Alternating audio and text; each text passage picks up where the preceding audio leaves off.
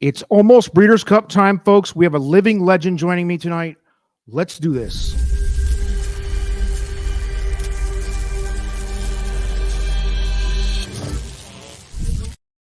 What's up, folks? It's Breeders' Cup Weekly, episode 6. And for the first time, I believe, jumping back into the fray on Trust the Profits, our guy, Matthew Desantis, who's now a rock star nationally, world-renowned. But welcome back, Matt. It's good to have you in, man. And you're a Breeders' Cup guy like me. We both love this event, the best event of the year, unquestioned. Absolutely. We're going to take a look at all the Win You're In past winners that just happened. 17 of them this past weekend to put it in perspective. And there's a couple left. Let's take a look at some of these. Matt will run through it. But first off, how you been, man? Man, I've been great. And I just want to say, thank you again to all the fans of Trust the Profits. Thank you, El Hombre, for all the support you gave me as well, during everything, giving me a platform, last year and giving me an opportunity to talk about a passion that I love. And it translated into being able to, do this for a full-time job and working and making content up at Naira Bets. And I'm really excited about that. We got a lot of content that we've already pushed out, but we got a lot of new and fun, exciting content that we're in the process of getting ready to push out too. We're gonna have a Naira Bets YouTube channel, which I certainly hope yours truly joins me on, and we can have some fun on there as well. So really just thrilled. I mean, got through the Saratoga meet, which was a lot in every way, shape, and form. Incredible highs, incredible lows during that meet, but really special time. And now getting familiar with Aqueduct, obviously, as we're here at Belmont at the Big A, but loving it. And I have to say, throughout when I was up at Saratoga, even here at Belmont at the Big A, people would come, "Oh, I loved your stuff on Trust the Profits. Trust the Profits." I would hear TTP out there walking around the paddock. So to hear it. Trust the Profits has a big reach. Well, that's good, man. You're a class act. You deserve it. Wish you nothing but luck again. I know you've been there quite a while here, and you got hopefully a long future there. But let's jump into the Breeders' Cup, folks. Let's do it. Like I said, there was 17 qualifiers last weekend, which was the biggest weekend, and we're getting down to it. There's only a couple left, and they're in Europe. So here we go. Bourbon Stakes, Juvenile Turf Division. The first one up there was Can Group. Also, the Juddmonte Spinster out in Keeneland. That was for the distaff. Idiomatic got that one done. That's a good one. She's really come out of nowhere to take over this distaff division. And you can even tell when Brad Cox talks about her, it's almost in reverence. He's like, she's big, man. She's got a big stride. She gets out there on the front end and nobody catches her. And I mean, she just made Nest look like kind of an afterthought in that race, pedestrian, which was, I mean, she's done that kind of in both races now. She did that up in Saratoga this summer, and she backed it up again down at Keeneland. She's kind of come out of nowhere because this is a, filly who came out of Delaware Park, before she came up to Saratoga. I mean, she was not on a lot of people's radars, and now she is, one of, if not the favorite to win the distaff. So I took some crap when I put her at number one. I put her at number one on the distaff list initially, and I took a lot of crap because Nest, but it's, and the distaff's always one of the more interesting divisions to begin with. And this is going to be a good one, folks. I love Idiomatic too. I do think she's going to end up being the favorite there. Juvenile Bookham Dano, great name, by the way, at the Aqueduct. I'm sure you saw that one live, right? I did, and I will say something about this one because the Futurity was taken off the turf, and so this was a Win You're In turf race that was run on the dirt. What I will say about Bookham Dano is that horse does have legitimate turf pedigree. Yes, it's probably a better dirt horse than a turf horse, but it's not as if this horse is not without turf credentials. It's important to point out David Aragona, who's one of the best morning line makers in the business, made this horse the 7-2 second choice when this race was slated to be run on the turf. So this horse does have turf credentials, even though it was run on the dirt. Yeah, it's interesting that still is a qualifier, but I mean, they can't change the rules late in the game like that. But the Princess Rooney, Three Witches got it done at Gulfstream Park. And again, there was 17 of these. So let's go through these. Muth, the American Pharaoh Stakes at Santa Anita. The juvenile division, obviously, the juvenile division is always fun too because That, of course, leads to the Derby path. And you know me, Matt. I'm always looking at the Derby. Way Always. too early, way too soon. Always. Didia out of Argentina got it done at Santa Anita as well. Love that horse. She's super classy. Love her. And what I really love about she got to run over the Santa Anita turf course, which I think is an advantage now that the Breeders' Cup is Yes, good point. but she also travels so well. She won on turf at Colonial. She won on turf at Churchill. She won on turf at Fairgrounds. She won on looked at her Anita. today. Second in a grade 1 at Belmont. I mean, she can travel, man. She takes her show on the road, and she might not be able to stack up against some of the Europeans that we'll talk about a little bit later in this division, but she's really, really, really classy. That's the Filly and Mare Turf division. Chandelier Stakes, Chattelis got it done there. Let's see. Coolmore Turf Mile, we saw Up to the Mark get there. Impressive. Matt, just jump in with any comments if you do Yeah. have them. I'm sure Yeah. you do. Yeah. Claiborne Breeders' Futurity at Keeneland saw Locked get it done, who I think our group, we had a conversation going on in the Trust the Profits chat group today about who's the number one juvenile, for our top 5 list that'll be coming out soon. Yeah. And Locked was mentioned quite a bit there. Oh, understandable. And now he's no Loggins, but let me just say, good point. But what I was impressed by was he was wide that entire trip around, and he still put him away. And I thought, Wine Stewart, who finished second, I thought was very impressive. But I mean, he really put the rest of that field away pretty easily. And Todd Pletcher's got some really, really good 2-year-olds this year in his barn. Yeah, Ugiri also at Keeneland. That was in the Filly and Mare Sprint. And we had Timberlake. By the way, the Wine Steward, my favorite name of the young crop. The Wine Steward. The Wine Steward. Yeah, by Vino Rosso. Yeah. You got to love perfect. that. Yeah.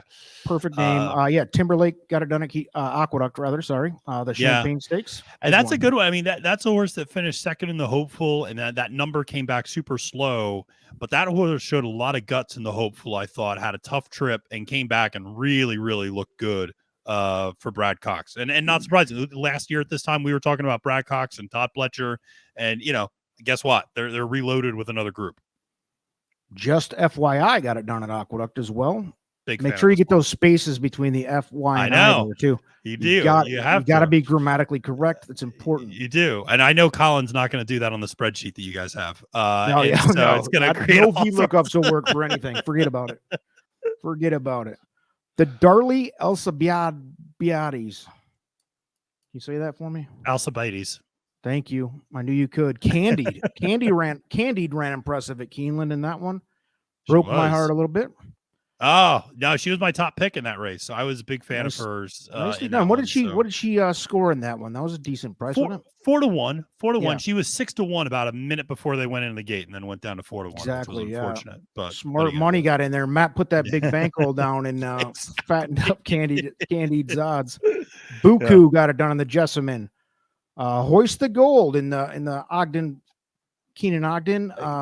Love that. I mean, that's just a hard-knocking horse that always seemed to finish second in big spots, and then just to show the guts to hold off everybody and to win that one. Really, really happy for the connections there. That was awesome. Yes, sir. Agate Road.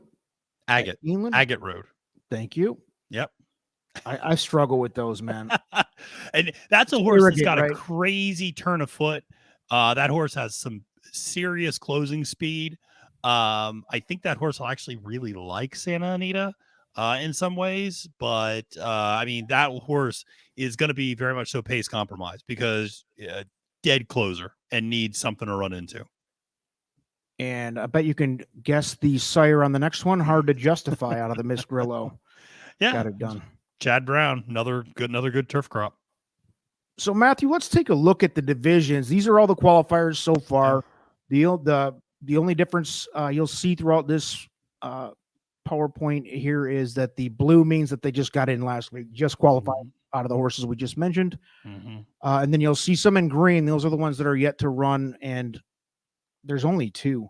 So out of the Juvenile Turf Sprint, what have you seen so far? What do we expect? Are these horses, first of all, are they all coming? Because I know on a lot of these turf races they aren't, but I think there's some question about Van Dijk and whether that horse is going to come. I I've seen conflicting reports about Valiant Force. I mean, obviously that juvenile turf sprint is going to end up having a lot more horses in it.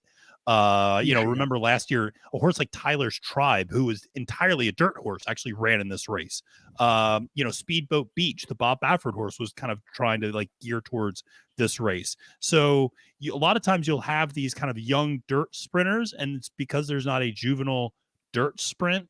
They'll just kind of switch to turf for this race alone and try to get in there. But, I would expect a lot of, a lot of other entries to come in, most from domestically. But you never know. I mean, a couple of overseas additional qualifiers could, or not even qualifiers, but a couple additional overseas horses could come. Yeah, and that brings up a question. We talked about it for a minute before we hit record here, but this Breeders' Cup, when you're in, it's a great thing. I love it for the sport. I think it's actually nearly perfect for the Breeders' Cup in general, but also for the sport in general, because it's kind of like a year-long playoff. I mean, regular season to get up to the playoffs, if you want to consider the Breeders' Cup the playoffs, which in my mind it kind of is. Yeah, because I think absolutely. in most connections' mind, I mean, outside of the Triple Crown, which is the obviously 3-year-old dirt horses only, this is the playoffs. This is the World Series, Super Bowl, everything all in one for horse racing. Why do we have a point system in place, or I'm sorry, a when you're in system in place where there's, for example, I bring this up because Juvenile Turf Sprint and other juvenile races have 3 qualifiers, and then other classes later, as we go through this list, you'll see 9 qualifiers in like the turf division, for example. And I understand it somewhat with juveniles. Yeah. But why is it different from class to class? Do you know this information? A little or bit. What's your opinion, at least? Yeah. So you brought it up. I mean, we talked about this briefly. So with the juvenile division, it's just that there aren't a lot of big races, quite frankly. That these are horses that are just maturing as they've been running this 2-year-old year. A lot of them haven't debuted until April or May. There's just not many graded stakes races that really come up to the caliber of a win and you're in type of thing. There's just not many graded stakes opportunities. So there's just not going to be many of those win and you're in races. I would say that's also true in some other divisions, that when you look at, whether it is a filly and mare, turf division, or whether it is the dirt mile, or whether it's some of these other divisions, you have to ask yourself, what are the races that kind of rise to the level of a win and you're in distinction? Because you don't want to start giving a bunch of grade 3 races win and you're in status. And unfortunately, some divisions are really heavy with a ton of great grade 1s, like the Distaff division, like the, handicap and classic division, and others, there's just not as many great races to make a win and you're in. So you end up with fewer automatic qualifiers and more horses qualifying through earnings or through, other kind of means. So it is a little frustrating. That was my next comment was how are these, because we know, like you said, we know there's obviously going to be more than 3 in this division, the Juvenile Turf Sprint. So the other ways to get in, career earnings. And there's what are the other ways you can get in? Because for the kids at home, I mean, it just seems like there should be a qualifier, even if it's, I guess the juveniles are an exception. Because like you said, there's just not, a lot of these horses have only run 2 and 3 times. Right. And there's just not a lot of graded. I mean, you don't really get into graded stakes 2-year-old races until, the summer. I mean, it is. But it is, it's a combination of trainer intent, earnings, and, whether or not they qualify from a standpoint of, I think there's also a group, if I'm not mistaken, of writers and racing people who also then kind of can break ties and make nominations, etc. So that's where I don't like it right there. That's kind of where I think it gets a little. Well, it reminds me of the Baseball Hall of Fame, where it's a good old boy people into positions I don't know of anything, Matt. I don't know anything about this. I'm just saying it seems like there's the potential for the good old boys network type thing to happen, which I'm not accusing them of that. I don't know anything, dude. I don't know anything about the nomination system, but I was just curious because I would like to see it like a real, like a playoff, like these horses got to qualify for the quote unquote playoffs, and you watch it all year long. I think it would add to the excitement. Who am I? I think you're right, though. I think it's it's one of those things. If you're not an automatic qualifier, it's hard for smaller connections to get in. Right. Yeah. Generally speaking, and horses from smaller tracks to get in because they don't have the same purse size and they're not going to have the same level of career earnings, even though they could be just absolutely burning up, Yeah. Some local secondary level track like Remington Park or Laurel or something like that. You're not going to get Parks or a track like that will have a stud in there once in a while. You see Hey, a a horse named Desantis won today at Parks. I mean, it's a great day. It's a great day. Desantis is a staple out there, man. I know you've got him in your stable duel and in all your bets every time. Of course. Drop that dead pet alarm. All right. Juvenile Phillies Turf division. Yeah. We've got 6 of them in there. 2 just qualified. We mentioned those already. Any thoughts on that division real quick, Matt? I think it's going to be pretty deep. I mean, it obviously Chad's got a couple of nice horses in there, but it's really going to come down to who he decides to bring over, or who, Aiden and Appleby and some of these other connections decide to bring over from Europe. I'll always defer to that. I mean, Opera Singer, I think, is a particularly good horse. Carla's Way, also very, very tough. So those are 2 that I'm looking at as kind of early favorites. Our own Jessica Tugwell has Opera Singer as number 1, her number 1 seed. So yeah, she agrees with you on that. I can't wait to get the, that last couple weeks of crunch time where you start looking at all the replays and all that. That's what. Oh yeah. I haven't done that, to be honest with you, in all these horses, but I can't wait to get to that in the next couple weeks, as we are 3 weeks away now. Yeah. 3 weeks away from the maybe 4. 3 and a half. No, it's 3. It's the first weekend in November. So yeah, we got 3 weeks. It's time to start getting fired up, folks. We got to get ready. Let's go. Juvenile Phillies, we have Candied. Just FYI, Chattelis all qualified this past weekend. What I'll say is I think the takeaway from the Juvenile Phillies, and you can apply this to the men as well, is the talent is in the East Coast and the Midwest. The West Coast has a lack of depth, particularly in this Juvenile Phillies field. I mean, Chattelis is a nice horse. All credit to the connections for qualifying, but that's a horse that came back with, I think, a 74 Beyer speed figure to win that race. I mean, that's not going to get it done. And I'll be honest, handicapping that race, it was rough. I mean, Todd Pletcher sending out a horse like Scalable, who had a 66 Beyer in debut and finished 5th, and that horse comes in 2nd in that race. I mean, it really is an East Coast, Midwest dominated juvenile division, in my opinion. All right, let's move.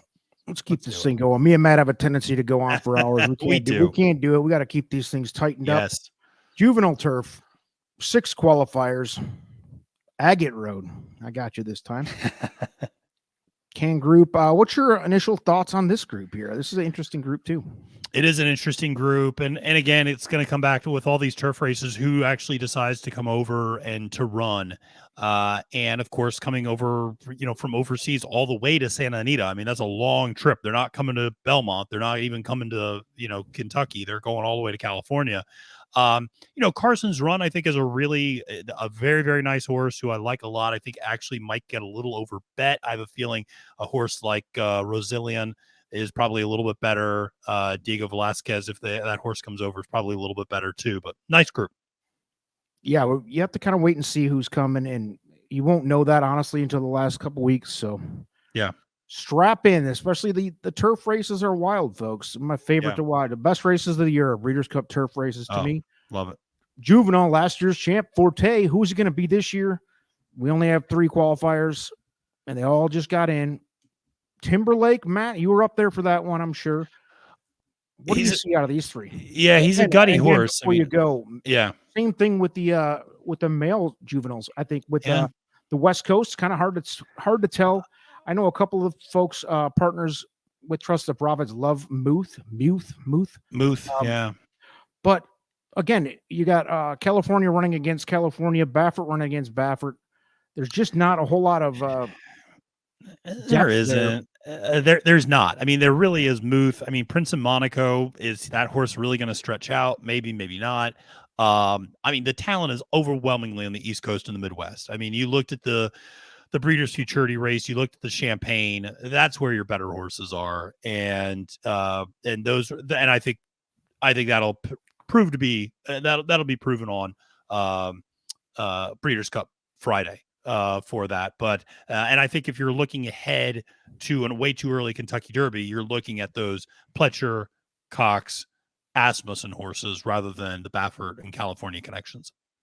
I'm going with that. The Wine Steward name. I love it. I like him. That So horse he- ran big. Yeah, That he horse ran. ran Yeah, big. that's it's a joke about the name, but yeah, he's kind of coming through as my early horse here. So Yeah. Obviously, these three are in the mix too. Let's go to Turf Sprint. Caravel was the first qualifier, also the winner from last year. What are we seeing in this group? Interesting. A lot of familiar names, obviously with a horse like Highfield Princess, even who came over last year, Caravel. The question is, is there a little bit of a drop off? I mean, she didn't run particularly well last time out, although I know a lot of the people there that day said it had more to do with the track conditions than anything else. The turf was particularly yielding, and she does not like that. She also just always feels like a bet against, because I think she is vulnerable when she's really pressed on the front end. Brad sells a horse that I've always liked from overseas. So that's one that if he comes over, I'll be a big fan of, but a nice, very deep group and should be a great race. Absolutely. Yeah. Caravel, like you said, also the defending champion, if in most cases are way over bet just based on that alone. Yeah. So that's another thing to keep in mind. Here we go. Filly and Mare Sprint, Echo Zulu, which we don't, do we have a decision on what Echo Zulu is going to do this year? Does anybody know? I think it's pretty set in stone at this point that she's going to go to the Filly and Mare Sprint, and that what's his name is going to go to the Dirt Mile, and so, or to the Sprint, I should say. Oh God, I just watched him run. Why am I blanking on his name? The other Asmussen horse tried a mile at Parks, and that did not work out well on the Pennsylvania Derby day. Who's going to run it? I think he's going to sprint. So. But Echo Zulu is the class of this field. I mean, she is so good. Yeah, if she runs, it's good. Curtain call, right? Yeah. Coming out there taking a victory lap. Here's the crazy stat about her. She has never been passed.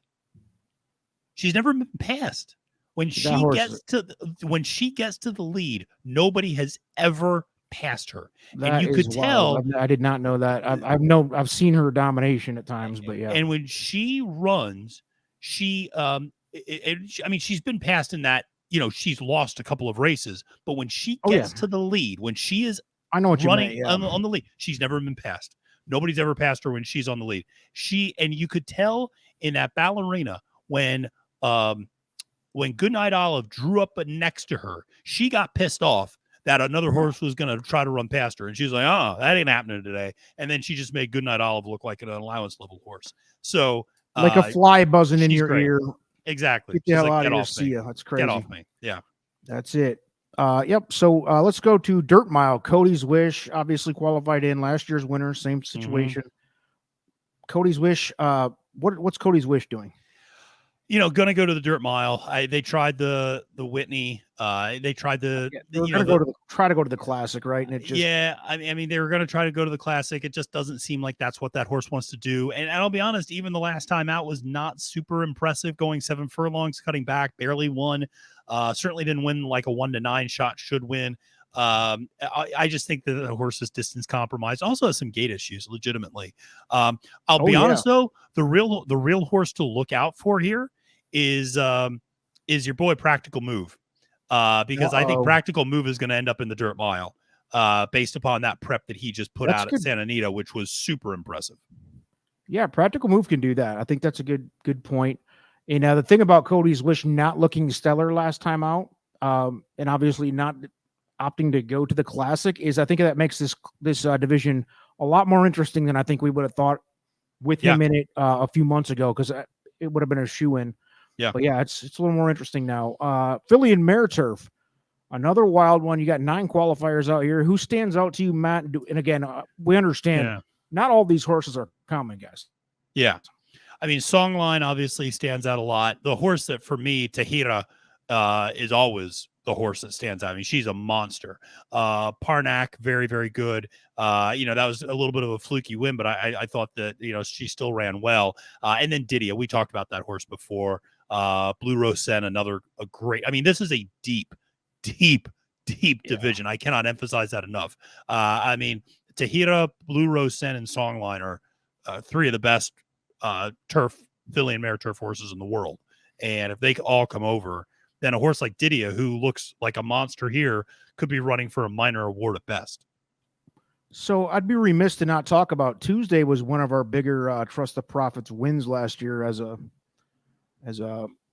group bet. I had a group bet going on, and Tuesday was, I believe, at least 8 to 1, and big cash on Tuesday last year in this event. Oh yeah, so. Yeah.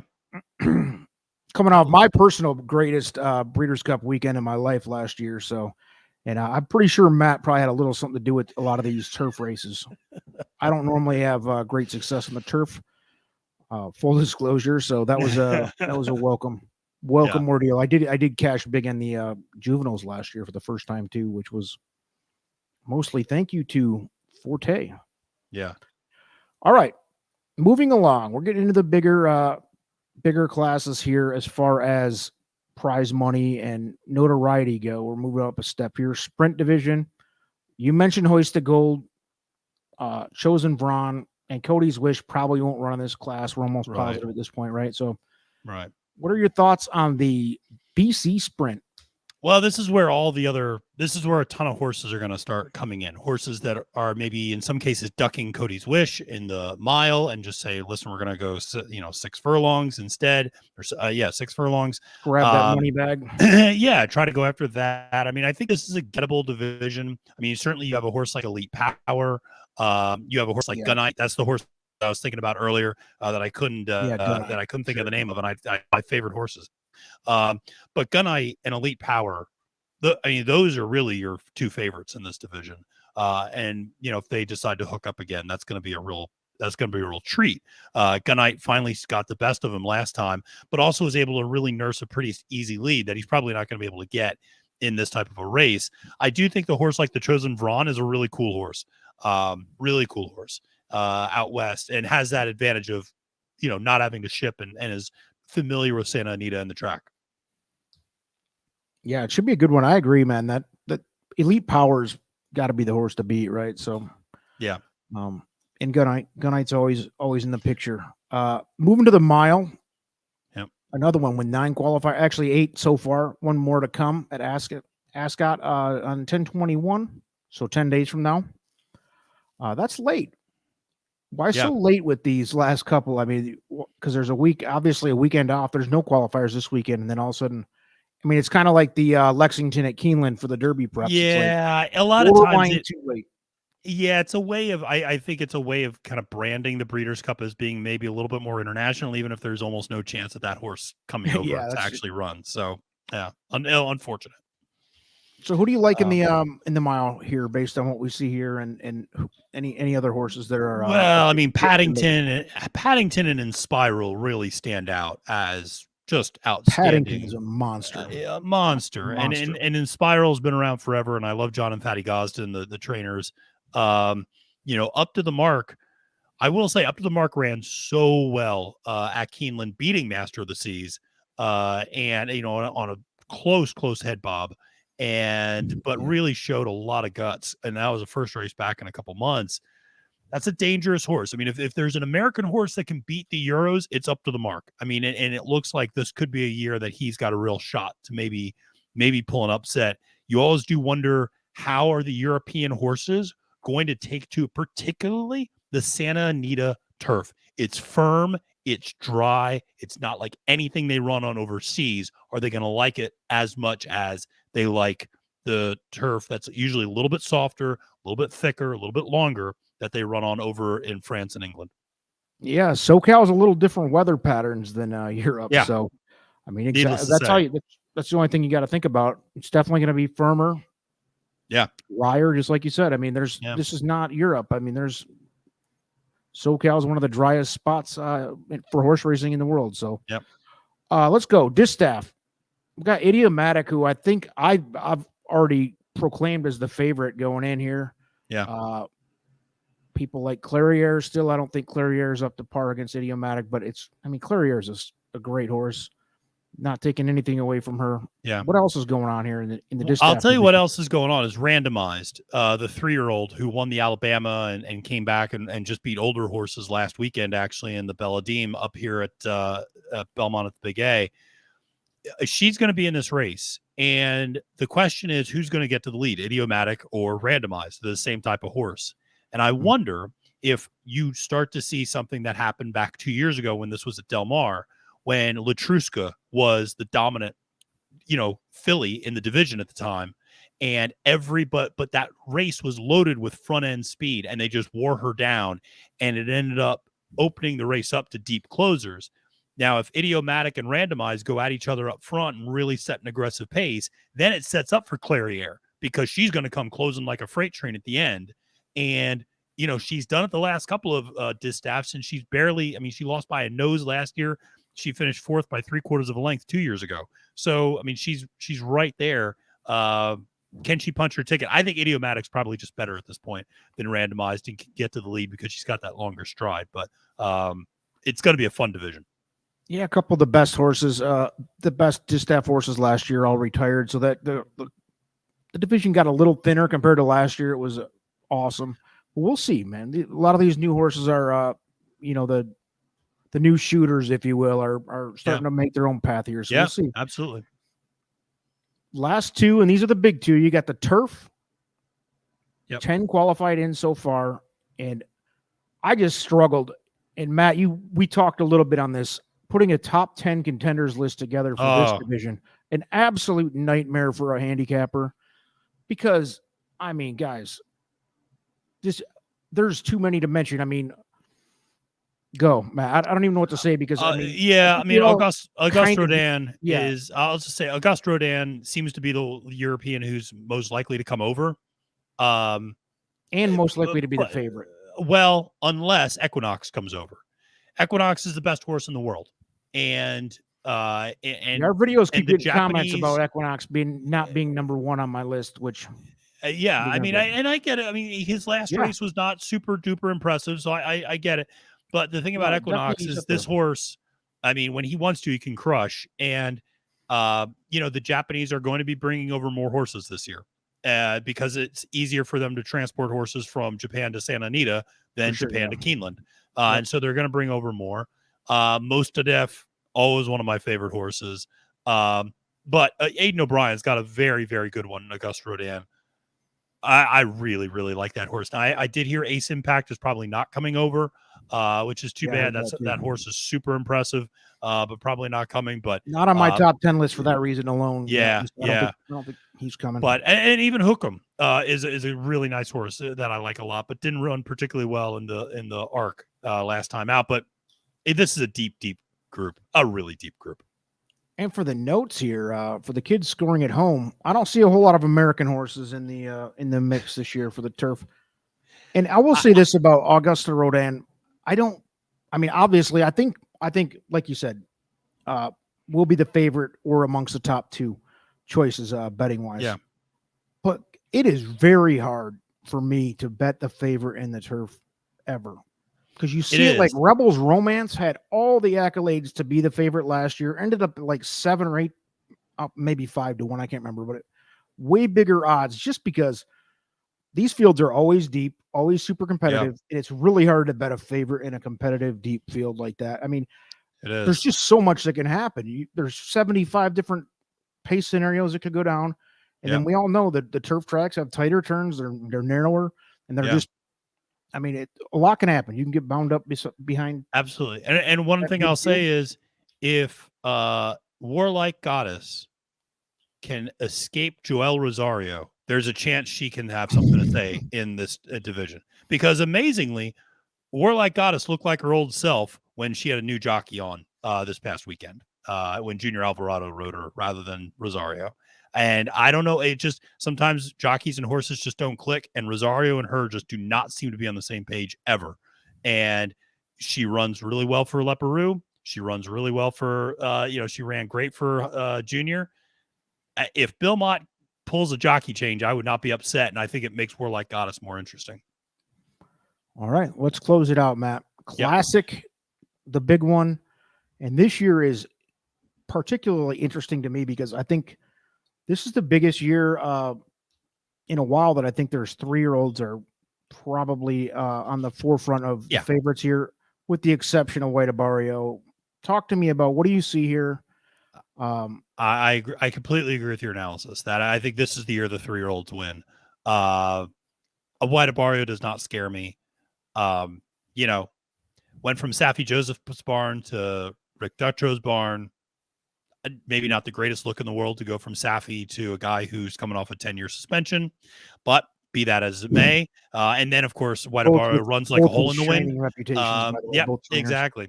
So, that's frustrating, I think, as a fan of the game to see that. But I think, obviously you look at Arcangelo, who's not on this list, but is going to be running there. Super. Going to be the favorite, I think. Yeah, probably going to be the favorite. Go Rocket Ride. I've been touting that horse. I love. Yeah, months. we've all loved Go Rocket Ride. I think that's a serious horse. Legitimate. I don't know. I'll say third or fourth choice here because Arabian Night obviously is going to take some love too. Yeah. And it's important. Slow down. Andy had an injury, so he's out. West Willpower's been retired, so he's out. Now, I got to give some love to Japan. Ushba Tesoro coming over. Derma Sotogake probably coming over. So, I didn't hear about that. Sotogake, he's coming too. Derma's hoof injury cleared up pretty quickly, and they're thinking about bringing him over. So, if I know Ushba's my number 5, I believe, of mine. So you love to see it. Yeah, I mean, I think that I think if there's ever a year, I mean, we talked about this with the Derby. I'll say it with the Classic. If there's ever a year to do it, this is the year. So, because as you said, it's a little bit of a weak division. There's not much up top. There's not much in the older ranks, and the 3-year-olds are very, very good, but certainly beatable by a good older horse if they present themselves. So, I think even in the case of Arcangelo, Matt, he's going to be the favorite, but I think you're going to get a reasonable price because there is enough. Yeah. There is enough balance. There is no flight line here, folks. Flight line's not coming out of that tunnel. There's not going to be a 2-5 Classic. You're going to get like a favorite around 5-2 at best, maybe 7-2 even. I think there's a couple of things. There's not a flight line. And I would even say there's not a Life is Good from 2 years ago in the Dirt Mile. Like when Life is Good just wall up the Dirt Mile field. Yeah. Like looking through all of these divisions, they're all really competitive. There's not like a division where I'm like, oh, that horse is going to win by 5 lengths. Like it just does not feel like that. So feels like a good year to play against favorites. I say that. I'm sure every race will be won by chalk. So there we go.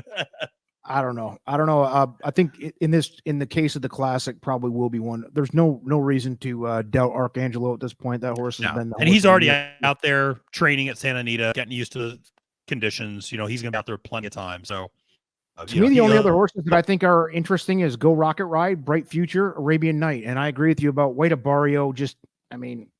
Maybe, but I don't see it. I don't see it. I mean, that Whitney was incredibly impressive, but it also came a little bit out of nowhere. And is that replicable? Usually horses don't just continue to escalate off a career best performance as a 4-year-old, but you never know. Yeah. I mean, the one thing on his side is that historically 3-year-olds struggle a bit. Yeah, absolutely. In the Breeders' Cup Classic. So let's take a look. Here's the 2 remaining races. We just touched on it. Probably neither of the winners from these will actually come over. Yeah. So unlikely, but still fun races to watch, but yeah, probably unlikely. Out of like 100 horses that have qualified, literally we're down to 2, and we'll just consider this a done deal with the qualifiers. I mean, obviously there's a lot of jockeying around for what horses are going to run in what divisions. And then you got what horses are coming over from Europe. Final thoughts. I put together a couple cute bullet points for the team. All right, here we go. Who's the most likely Breeders' Cup champion at this point in any division is what that question is meant to mean, based on the performance and the depth of the competition. I would say Echo Zulu. That's the one I feel probably most confident about. All right, that makes sense. To me, it's Echo Zulu. I like Cody's Wish a little bit. Yeah, that makes sense. Yeah. I don't think I would lock in, especially if it's sub 1-1 or something like that. Yeah. Which division appears to be the most wide open? I think we talked about the turf. The turf feels just wide open. I think you could say that most years, right? I mean, outside of all the turf races, especially Juvenile Turf, provides bombs all the time. Let's go to which division are you looking forward to seeing the most? I mean, obviously, I'm excited to follow these juveniles, the juvenile boys and the juvenile fillies, as they go on the Kentucky Oaks and Kentucky Derby Trail next year. But the answer every year is always the distaff division because it's always the best division because it has the most older horses continuing to run in it. And so it always continues to populate itself over the years with really competitive fields. And lastly, and it's kind of tongue in cheek, but we have threatened to do a 24-hour live stream. I love it. We've threatened to do it. 24 hours of Breeders' Cup coverage. And if this was to be done, I'd be thinking to start obviously around the time of the Juvenile Day, Friday. Yeah. Run it through all the way through the Classic. Obviously, not one person's going to stay on there and host for 24 straight hours, but a plethora of celebrity guests like Matthew. The regulars. You can absolutely slot me in at like the 3 a.m. slot. I mean, I'm happy to come on. Like when everybody else is lagging and going to sleep, I will come in. We'll have to put together a schedule. 24 hours of Breeders' Cup marathon live stream. That will be fun. I mean, we'll probably need, I don't know, 5 or 6 of us to pull this off. We'll get it together, though. I feel confident we get it together. I think so. And it'd be just fun to see, how maybe at 3 a.m, it's going to get a little quiet in there, but who cares? You might get some wild drunks. It might be fun. We might. We could also start getting the Japanese fans coming in at 3 o'clock in the morning. Now you're talking. That's the key. And you might get, what was his name? Mr. Automatic might pop in. Oh, this sucks. Just became a legend in the Trust the Prophets lore. Just an absolute legend. The greatest chat. I almost pulled it, Matt. We were talking about him in the cocktail lounge the other day. I almost had to pull the clip. Do you remember which day that was from? I know it was one of your all day. It was either the Derby. It was Derby, or I think it was Derby, because then we referenced it when I did Belmont, and we were like, "Oh, is Mr. Automatic going to be back?" Yeah, we have to find. I have to find the initial. Yeah, I have to snip the video and really dumb it, shorten it up and make it short and sweet so that people can appreciate Mr. Automatic's gift that he's given.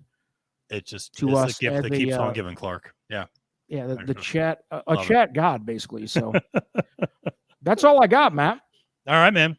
Listen, as always, when the two of us are together, it gets a little chatty. Sorry about that. Yeah, man. We kept it at 40 minutes ish right now, so not too terrible. No. But it's great to see you again, man. We talk all the time in chat and that, but we don't get much face to face time these days. And that's how we're trying to make a career, a new living, if you will. And I got chasing kids around everywhere else. So listen, man, I'm excited. It feels like it's truly Breeders' Cup season now. Absolutely. No, it's an exciting season. We're gonna have a ton of content on Naira bets. I know you guys are gonna have a ton of stuff with Trust the Prophets, but there's gonna be slews of stuff. So check out what I'm doing. Check out what El Hombre and the TTP folks are doing, and it's gonna be a lot of fun. We'll continue doing some cross collaborations, and happy to participate in the 24-hour marathon. I love that idea, and I know you know that I was toying with that idea before. Yeah, we talked about it, and we've talked about that a couple times. So I love it. I think that's a great idea. You'll have a lot of this going on, I'm sure. A lot of this, but it'll be fun, It'll be blessed. We'll have enough people involved where you won't be stuck for I don't know. Absolutely. You did a couple of those for like 8 hours. I know I was on them. I've done several hours myself, but yeah, folks. Matt, by the way, Team Naira out there, you hired a good dude. You hired the right guy. Congratulations to you guys for landing Matt. He's a catch. Matt, thanks again for joining, man. Appreciate your time. My pleasure. Yep. We'll do it again soon. Peace, everybody.